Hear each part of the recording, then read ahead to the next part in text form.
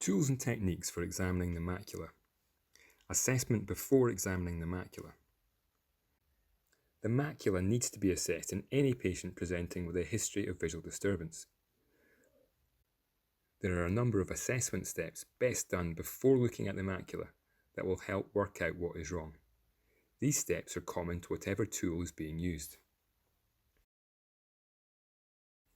Visual acuity. Assess near and distance acuity, including with a pinhole, to exclude refractive error and presbyopia. Distortion. This can be detected using an Amsler chart, a 10 by 10 cm square grid of 5 mm squares, with a fixation spot in the centre. Disturbance in the appearance of the grid can suggest macular disease.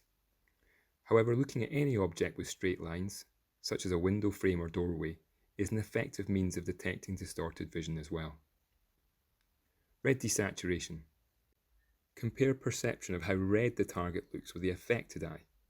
If it appears less red, washed out or pink, this can suggest optic nerve disease. Visual fields.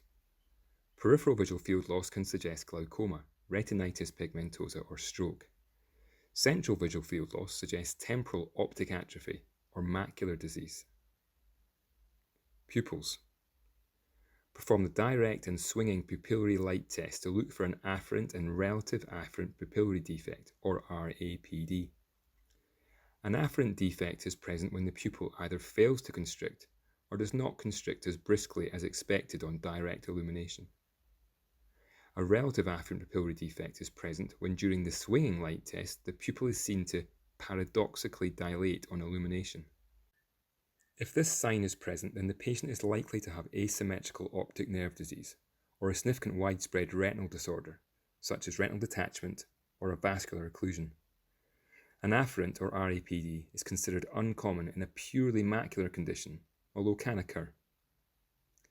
The results of all these tests will help direct your macula examination and help you come to an informed differential diagnosis.